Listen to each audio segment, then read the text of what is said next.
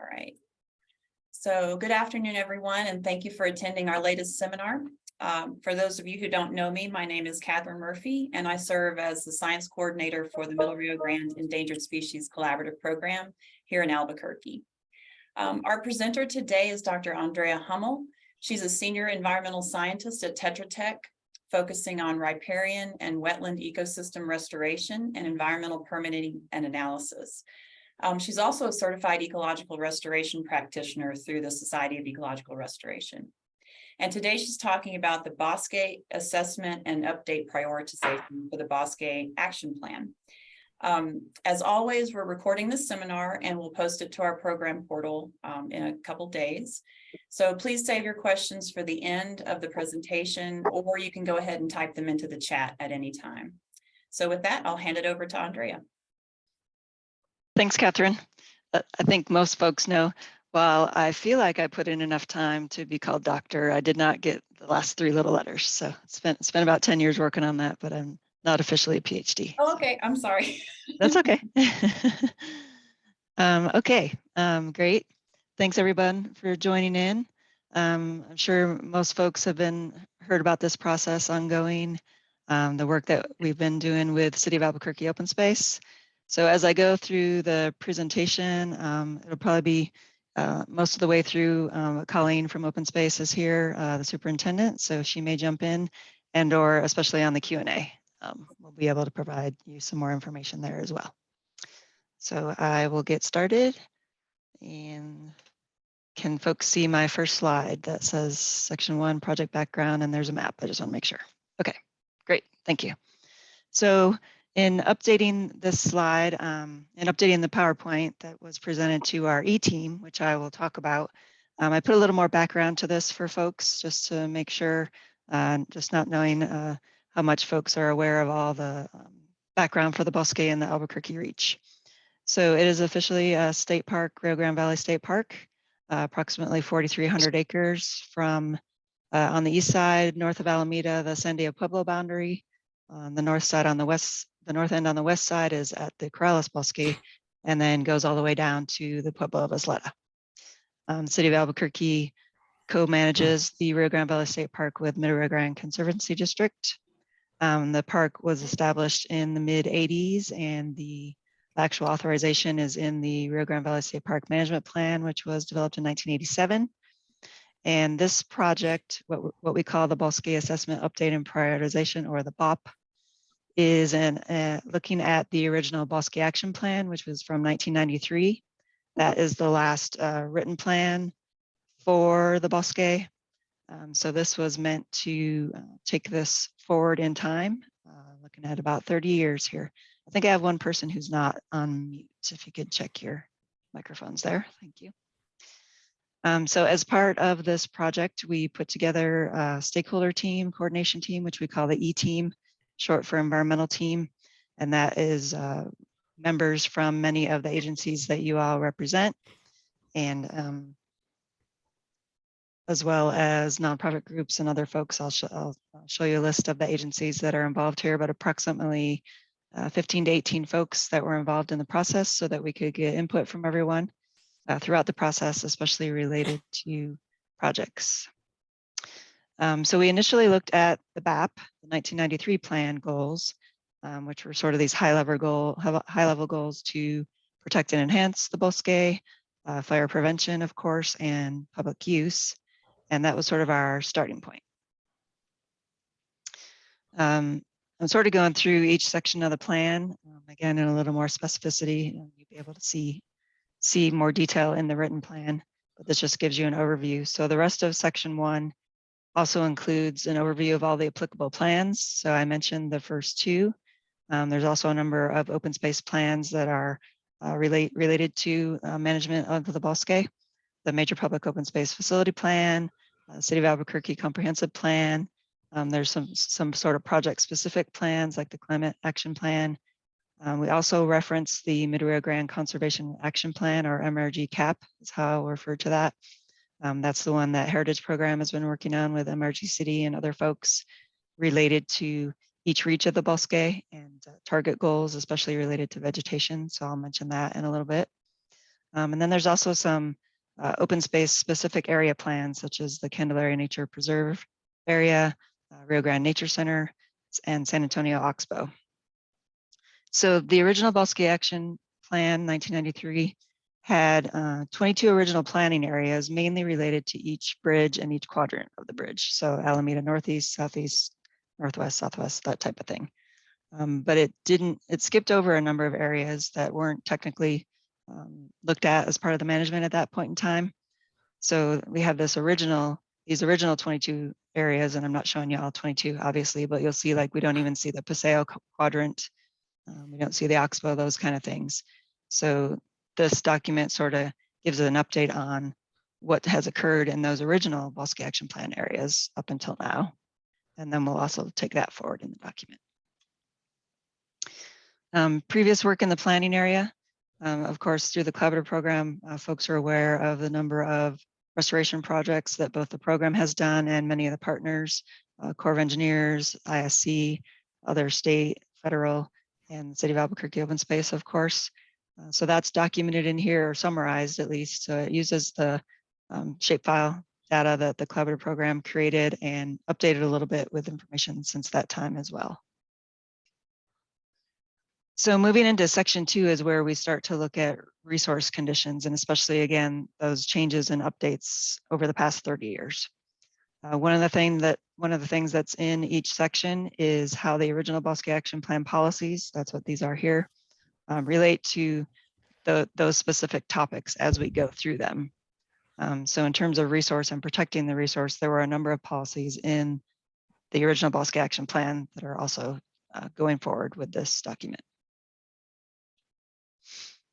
So within section 2, there are subsections for each of the resource areas that we discuss and update information on.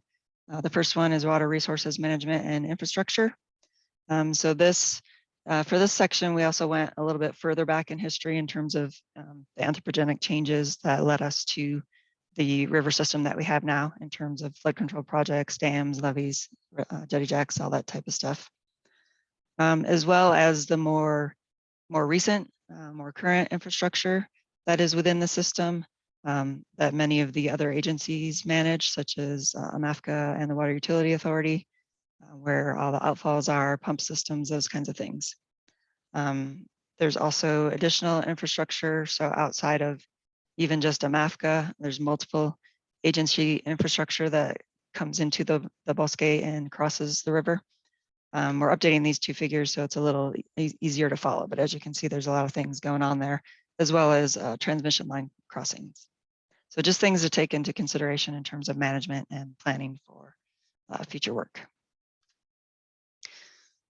Further into that section, we update and discuss the hydrology and water management. Again, from all those anthropogenic changes, how it has changed the geomorphology of the river and therefore hydrology, flows, sediment transport. As an example, on the left side of this slide here, you can see just the channel width changes over the last 100 years or so and how that's shrunk. Also at the end of each section, there are a bulleted list of management considerations for open space in relation to that technical resource that we are talking about in that section. So it sort of ties together the policies up front from the BAUP to management considerations at the end of each section. So again, the next subsection is recreation and education. And so there are many Bosque Action Plan policies that were originally put in the 1993 plan related to that. And those are at the beginning of this section. And as we move into discussion of it. So again, those BAUP related policies and those areas I mentioned that were originally 22 areas and now going forward in terms of especially where there's existing access, parking lots, trails, we have a table of where all of that public use and recreation infrastructure now is.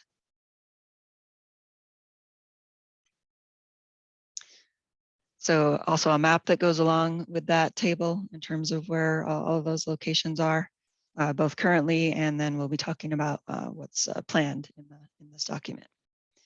The other sections in the recreation and education section include education and outreach and many components of that that open space oversees, equitable access to the outdoors, volunteer programs, both wayfinding signage in terms of open space rules and regulations and access points, but also interpretive signage.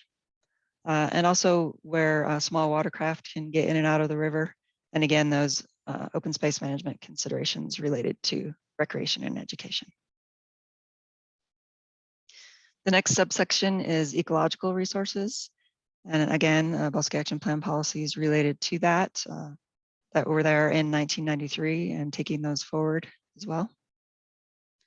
So the first, some of the first topics in the ecological resources section, first is the soils, just pulling in the most recent county soils data. We have a table of that, as well as we had some site-specific measurements that were done as part of the Middle Rio Grande Bosque Restoration Project that the Corps implemented. There's also a lot of fire history, of course, during this time. These are just the locations here, but they also have the acreage, and there's a table that has the acreage as well for as many fires as we could catalog during that time frame. One of the other things that we did for open space, I think many folks are familiar with the vegetation mapping that occurs in the Middle Rio Grande using the Hinkenholm art methodology. That was originally done in 1984 through the Corps of Engineers, and then in the 2000s, starting in roughly 2002, 2003, is when reclamation started remapping the river, at least on every 5-year cycle, roughly. It excludes the pueblos and some other areas, including the Rio Grande Valley State Park. It's not part of that overall mapping. So mapping was originally done in 2005 as part of the Middle Rio Grande Restoration Project that the Corps did. And so last year we updated that mapping for the first time since that time in 2021. So that'll be a whole map book appendix, and there's also digital data shapefile that you can request that information through open space, or I can help coordinate that. But just as an example, the table to the left shows the change in dominant species over that 15, 16-year time frame. Just some of the bigger highlights, I guess, would be look like a farrow reduction in tree willow, which is predominantly Gooding's willow, and some increases in more upland species, such as four-winged saltbush. And I think those are things that we're all seeing on the ground as well. As I mentioned, we also talked about some of the emerging cap habitat targets, which are specific to % of invasive species within areas and targets and goals for that. So those are kept in mind as part of this document in terms of implementing restoration projects. Also an update on sensitive species, especially since that 1993 timeframe. Both state and federal listed species with the potential to occur in the area, but especially the species that the collaborative program is involved with. So just an overview of the population data on minnow for the Albuquerque Reach. Southwestern willow flycatcher for the Albuquerque Reach has been surveyed in a number of areas on and off since the early 2000s, both through open space, through the Army Corps of Engineers, through other projects as well, and also through last year. So that data for the areas, especially that Tetra Tech has done, is also in there. And also yellow-billed cuckoo has been surveyed for initially since we started protocol surveys in 2016. And then just based upon potential habitats, fairly limited in the Albuquerque Reach. We did get one detection, I think, in 2018 or so. The next subsection in the ecological resources section is groundwater. So there are a number of groundwater wells, but especially in terms of those that are being monitored and there's data for at all the BEMP sites, of course. And then also a number of wells were put in as part of the Middle Rio Grande Restoration Project that are steel wells and had data loggers on them and were monitored through 2021. So there's data for that as well. So that's all provided in the document.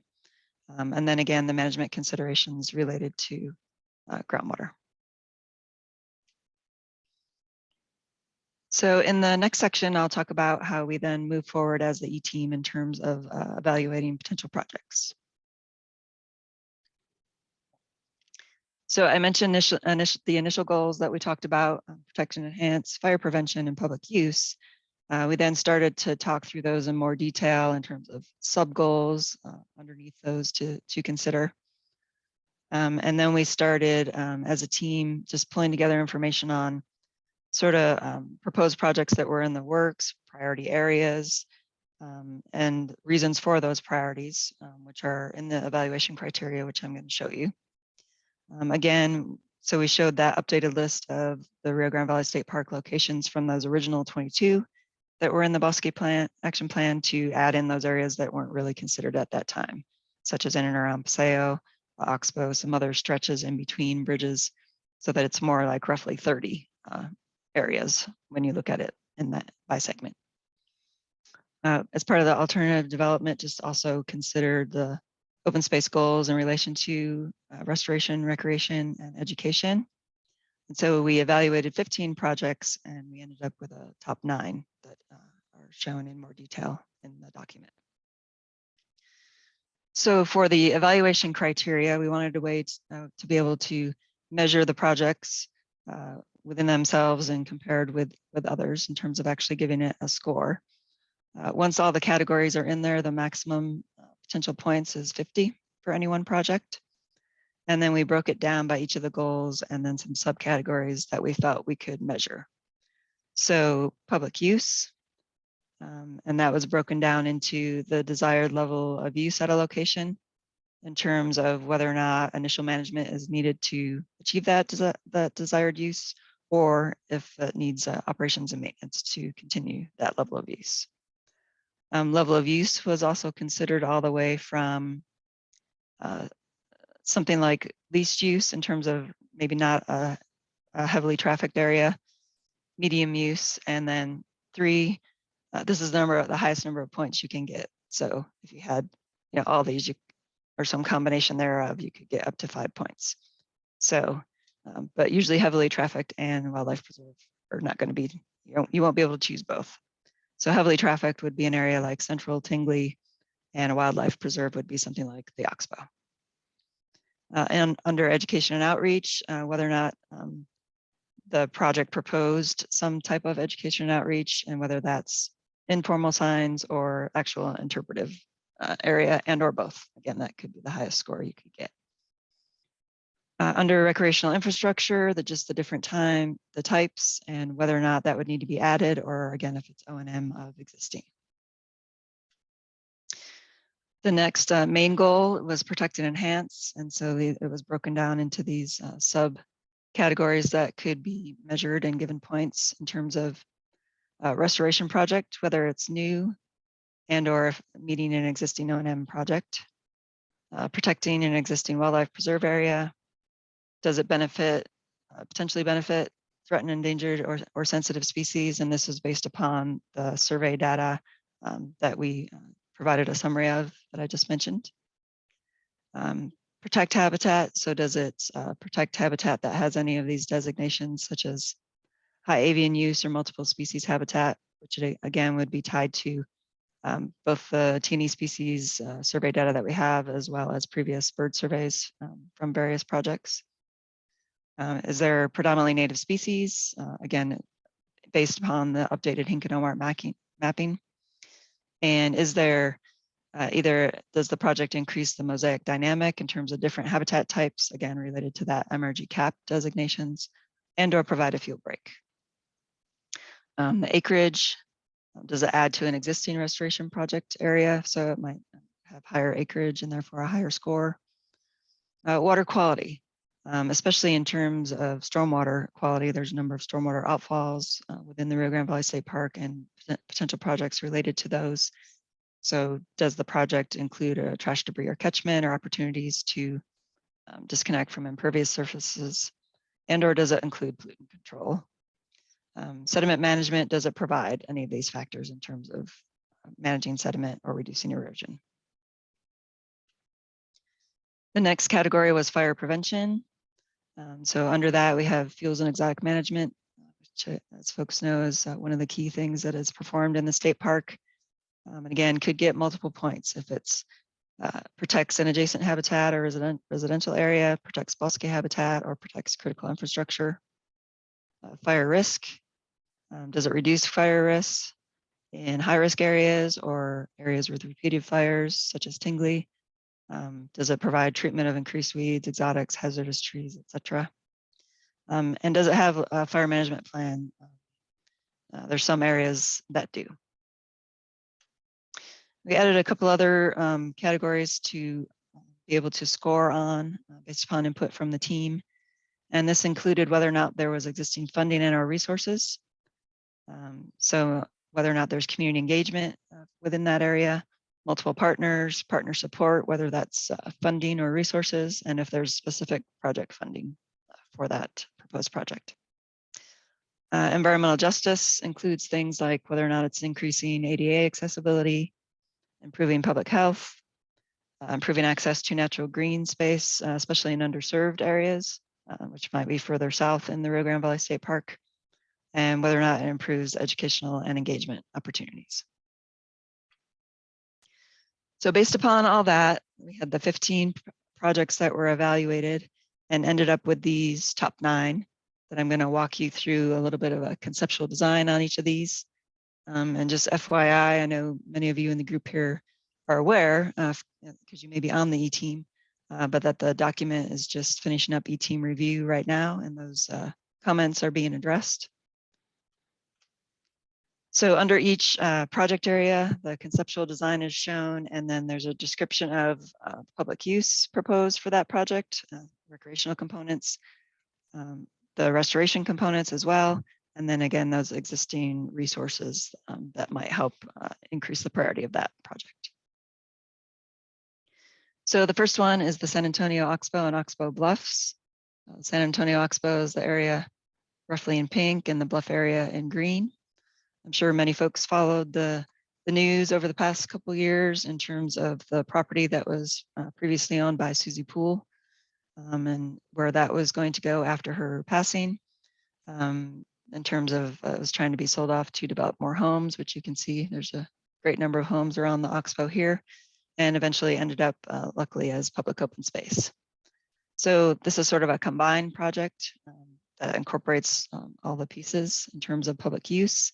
There's existing public use at the end of Namaste Road here. There's existing open space where there's a small parking area and an overlook. As part of the additional Oxbow Bluff property, the project is looking at potential connections over and down to the levee area, but also within the site itself. You can see this shape here matches this shape here in terms of having some place for folks to land, some interpretation and other factors. There's a more detailed description of that in the document. In terms of the protect and enhance component, that's it's predominantly in the Oxbow area, but also even along the bluff, looking at some native upland species to enhance that area. Down within the Oxbow, there have been restoration efforts that were put forth through the Army Corps of Engineers Mid-Rio Grande Restoration Project. Some of these areas were reconnected. Some of the exotics and rabbana grass were removed, some reconnection with the floodplain. And so just continued invasive species management as part of that project, but also wetland management. And there'll be more detail forthcoming in the hopefully not too far away future. Been working closely with Open Space on, especially over the last 2 years, the decrease of water in the system, which is a decrease of water in the drain, which has been a decrease of water to the Oxbow. So this western bluff has been predominantly dry since last summer, and just the change in water regime has allowed the beavers some areas to investigate more closely. So they've been building a lot of dams. So wetland management in general, obviously a lot of stakeholder and public interest in this area, and a lot of partners to work with as well, MRGCD in terms of coordination on the main drain, MAFCA with the San Antonio Arroyo coming into this area, and then adjacent landowners and groups, especially including Bosque School. The next priority project area is the Atrisco Acequia Madre project. This is Central Avenue right here, crossing the river. In and around all 4 quadrants here, the red polygons are the Rio Grande Bosque Wildfire Mitigation Project, which is a FEMA funded project. But the Etrisco Acequia Madre project is right here. You can sort of see the blue polygons here. So they're blown up in this area. So in and around the drain areas and where there is public access, there's currently a parking lot right here and there's informal parking here. But just having more public use in terms of complementing the counterpart of what's there on the east side, but getting some additional things related to historical and cultural importance of this area with some of these historic acequias, as well as the connection to Baca Park, which is up here and also a priority project area. Also working with City of Albuquerque Department of Municipal Development on this project up here, and then other partners in the area, Bernalillo County, MRGCD, Water Utility Authority, and then some of the user groups, as well as the State Historic Preservation Office. The next priority project area is Alameda Southeast. So I'm sure folks are familiar with the existing parking lot here, existing wetland habitat, both city open space and county open space connected to make this larger area here. So the parking lot area itself is getting some design in terms of both the parking lot area and trails adjacent in terms of how to realign the trails so that you can have these multiple users separating bikes and pedestrians, equestrians, but also some native landscaping, some additional picnic tables, areas, interpretive signage, and potentially a secondary entry plaza with a kiosk. So that's this more detailed design, which has been approved by the Environmental Planning Commission.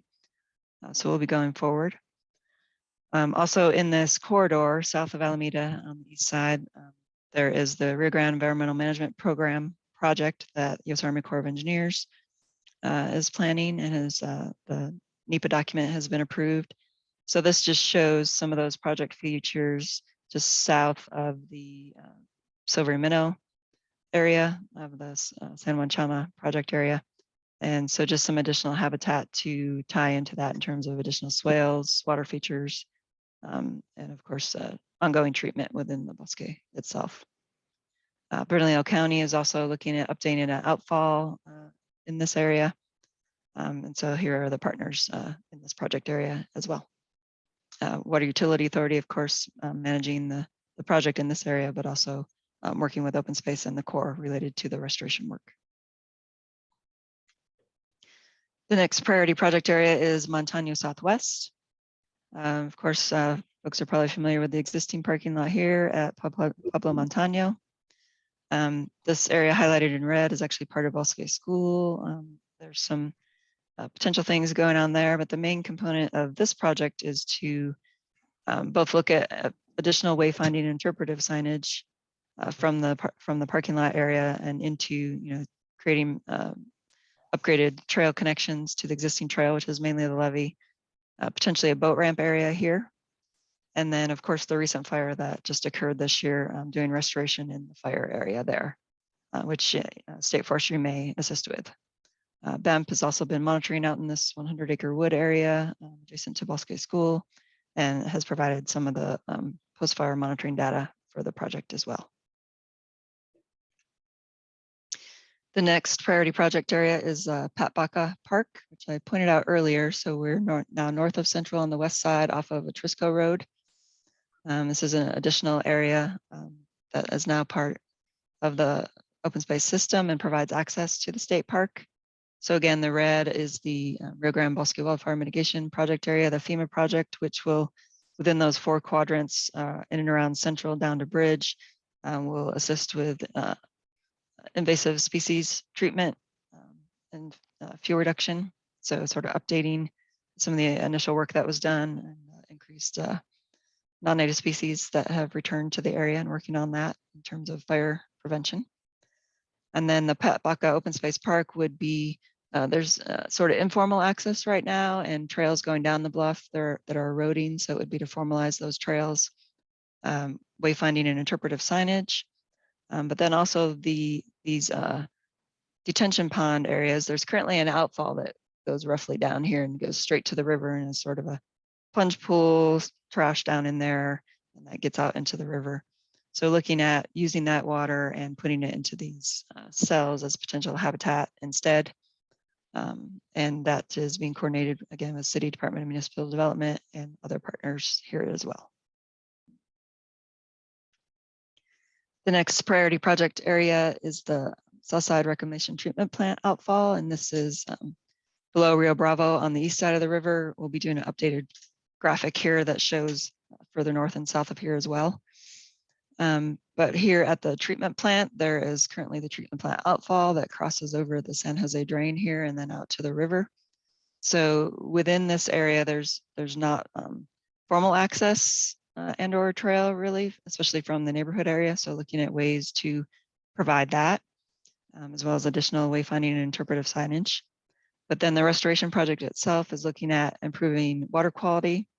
This stretch of the river has traditionally had minnow sampling and populations in the area. So looking at doing some additional restoration to help with potential minnow habitat. Below here, part of the Army Corps restoration project provided a high flow channel and some swales moving in and out of the Bosque. The entry to that channel has now been graded and sedimented in. So it'd also be looking at sort of connecting all these features and providing some additional habitat restoration for flycatcher as well. So lots of coordinating agencies here, and this restoration is being led by Water Utility Authority, along with Office of Natural Resource Trustee funding and other agencies listed here. The next priority project area is the State Land Office Bosque area. So this right here is actually the south end of Valle de Oro. And so then this is the Bosque adjacent to it, north of I-25 on the east side. So if you've been to Valle de Oro, you may have already been out to where the crossing that comes across the river right here and goes into the Bosque. This chunk of the Bosque here and a little bit over to the west side is actually owned by the New Mexico State Land Office. There's a previous restoration project here shown in blue that was done as part of the connection with the Valle de Oro and stormwater drainage that AMAFCA is bringing through Valle de Oro, which will provide habitat on the refuge. So this priority project area is more focused on the State Land Office area, which is now Open Space has a management agreement with State Land Office for them to management in coordination with the rest of the state park. So it'd be looking at further enhancement of that restoration project, but also looking at public use. So potential additional riverside drain crossing, potential boat takeout in the area, and additional education and conservation, and working with these partners here. The next priority project area is at the Calabasas Arroyo. Here on the west side, this is Alameda Bridge right here. So this is about halfway between Alameda and Paseo on the west side. There is existing access through the arroyo down to a dirt area parking lot here. It has some landing area, has an interpretive kiosk. So this project would look at improving those trail connections and access into the area. Also invasive species management. And it's not that there's not Urbana grass in many of the other areas that I've already talked about, but it has taken over a lot of this bar over the past 5 years or so. I drive across Paseo a lot, so that's why it popped in my mind. But that's an issue in a number of areas, but especially in this area. And of course, AMAFCA manages the drain and outflows through the Calabasas, so working with them and State Forestry to do some additional work in this area. The final, I believe, priority project area is Rio Bravo Poco Loco Northeast. So Rio Bravo Bridge crossing the river on the east side. There's an existing parking lot here, existing ADA accessible fishing pier actually here. Trails, picnic tables, there's a crusher fine trail in and through here, a really nice area. New Mexico DOT will be doing some widening and relocating of Rio Bravo Bridge. So that's gonna change some of that. So this project would look at how that's going to change that and what renovations might need to be made, as well as ongoing invasive species management in the area, and in terms of some of the work working with the Ancestral Lands Conservation Corps as well. The next section of the document talks about operation and maintenance, both throughout the Rio Grande Valley State Park and related to specific quadrants. So this just gives an overview of some of the maintenance items that Open Space has ongoing throughout the state park. And then after this, there's a longer table, quadrant by quadrant, listing areas and sort of the cycle of when that maintenance takes place. The rest of the document talks about how to take all this forward, basically. So required resources, what kind of staffing and or budgeting does open space need in order to take these projects forward over the next 5 years or so. There's a section on monitoring and adaptive management strategies as projects are implemented. Budget needs, of course, and summary of implementation. And then going back to those Bosque Action Plan policies, the ones that some may have been completed, many are ongoing, but then also potentially adding some new policies in relation to fire management and fuel reduction and climate change. And then of course, references cited and related management considerations. And I think that's my last slide.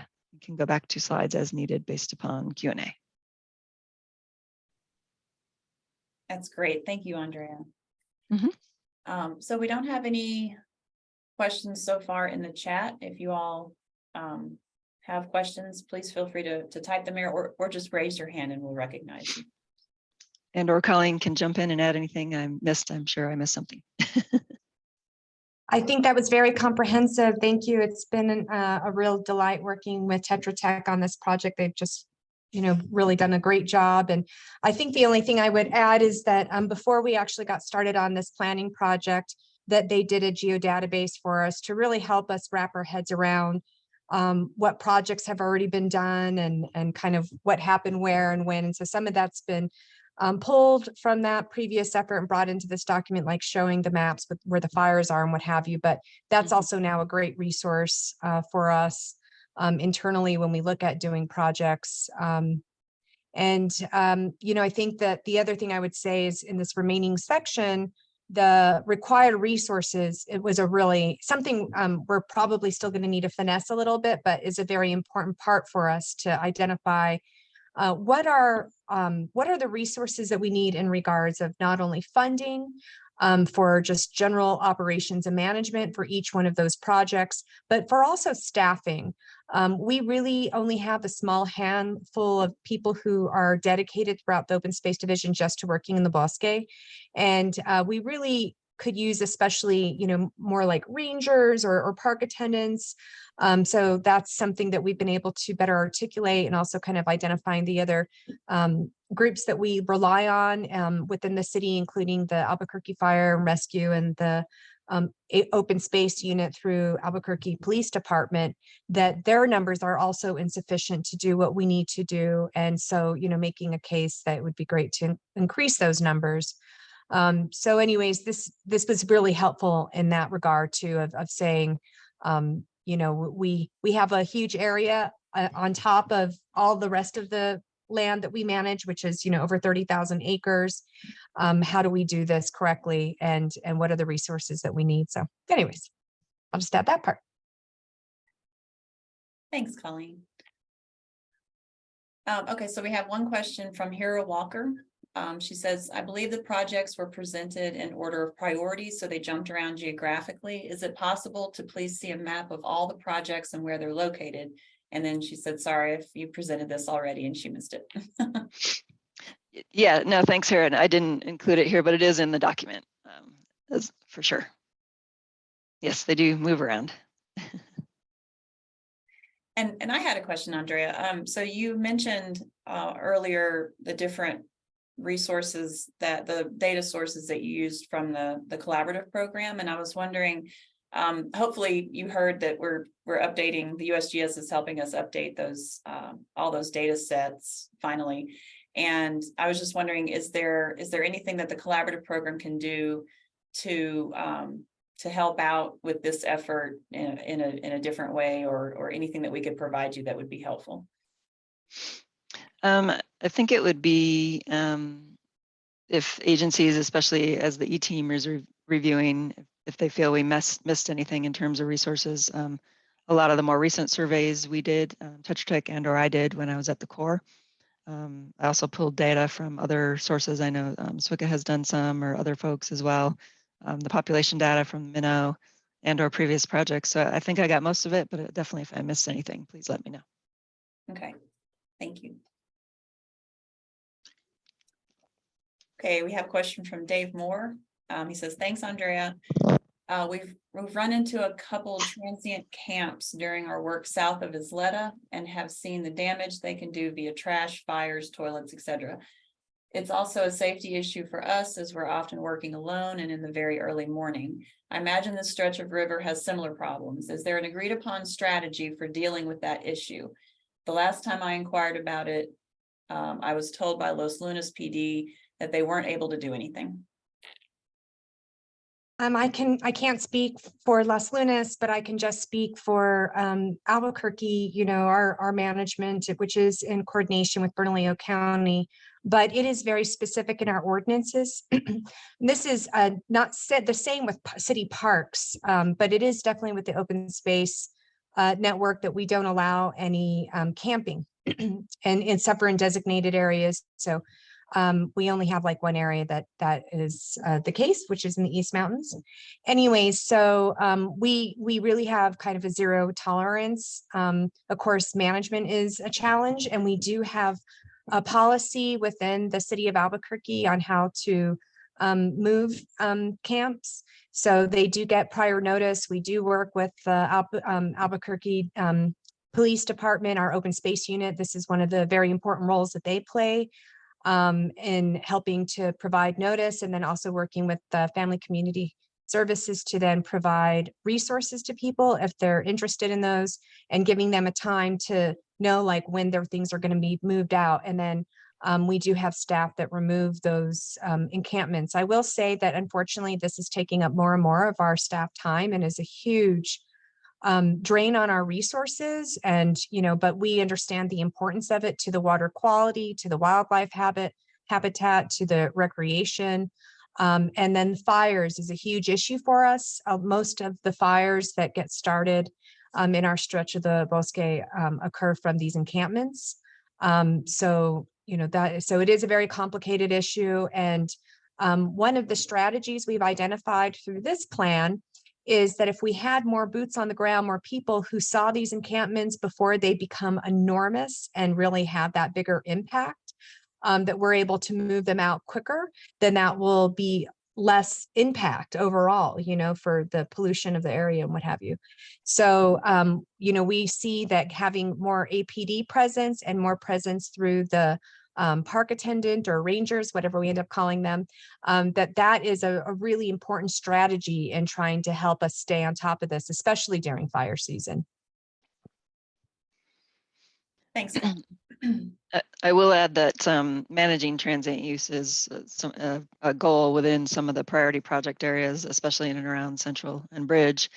And then also note, having remapped the Bosque with myself and my crew, that definitely an increased number of transient camps, especially during COVID. I mean, like Colleen said, it's just more and more so. So it's a huge management effort for them. And as a follow-up, Colleen, is there a number with open space that folks can call, or are they supposed to call the APD directly? They can call the 242 cops directly. They can also submit a 311 report, and that often goes to different people. And that's actually a better kind of mechanism to put in a work order system that we will see, and other people as well, to make sure that those are jumped on. So yeah, my recommendation, unless you saw it was something more urgent that needed to be dealt with right away, because yes, there is an active campfire, something like that, that's the time I definitely would encourage people to reach out to APD. But otherwise, 311 is a great system, and open space will get that. Okay, great. Thanks. Okay, we have a couple more questions. Y'all, appreciate it. Thanks, Dave. Thanks, Dave. Yep. Be safe. Will do. You too. Okay, we have a question from Jenna Stanek. She says, hi, I'm the current chair for the Yellow-billed Cuckoo Working Group. I know there were recent range-wide surveys done for cuckoo in this past field season in that area. I'm pretty sure they had 2 detections near the Rio Grande Nature Center and 3 detections near Corrales. I can give you contact information if you wanted to collaborate with those folks. Sure, that would be great, Jenna. I'm not sure if that's Dave Moore's group or if that was a different group that did those. So yes, that would be great. Thank you. Right. Yeah, thanks for that. Not us. I think it was the state folks. Okay. Yeah, I was going to say that I didn't think you guys usually surveyed in Albuquerque, and we did for a couple of years and didn't really have much. So, Right. I think it was Aaron DeBouvier that would probably have those data. yes. Thank you, Jenna. And I'll save this chat if you need any of this information. And then Hera says, it looks like the T&E species of focus are mainly silvery minnow and swiftbull. For which areas, if any, are folks working to promote cuckoo habitats and populations? Westwide surveys for cuckoos were completed this past summer, and a few were found along the Rio Grande by Corrales, Albuquerque.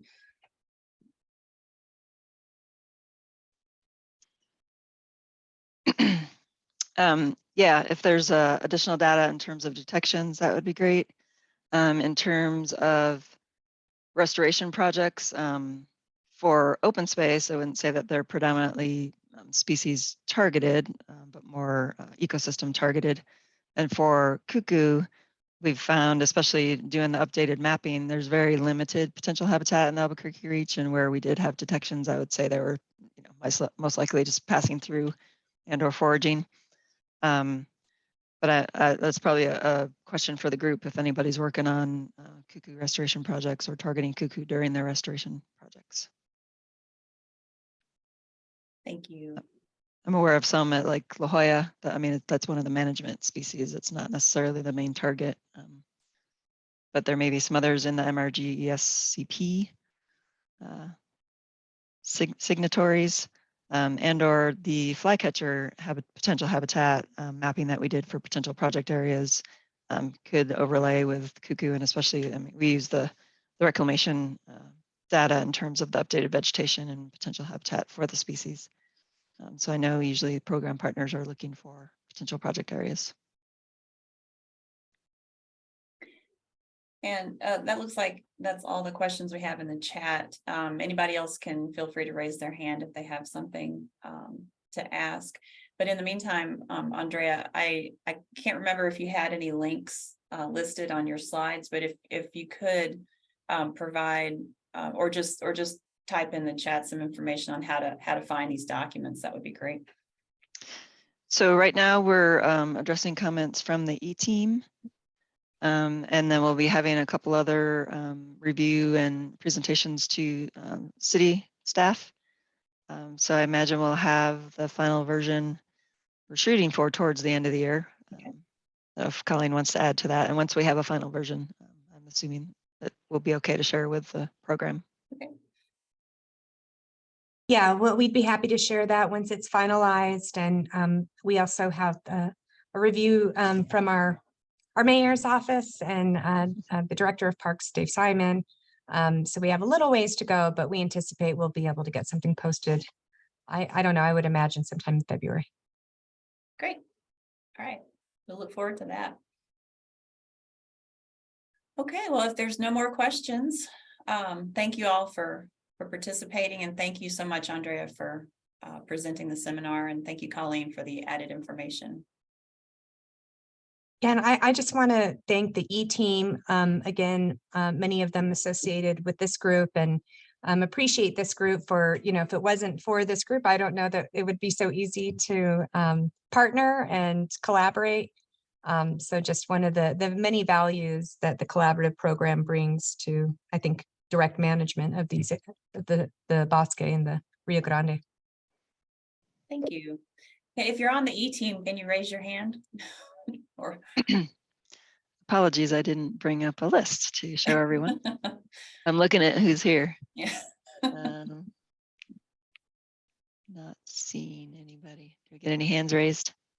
Not that I can see, no. Just wanted to recognize them. That's representatives of probably roughly most of the signatories, all the agencies for sure. Excellent. As well as BAUP. Yeah. Well, that's great. Well, this has been very helpful, Ondrea. So yeah, if nobody else has any questions or comments, I'll go ahead and stop recording. All right.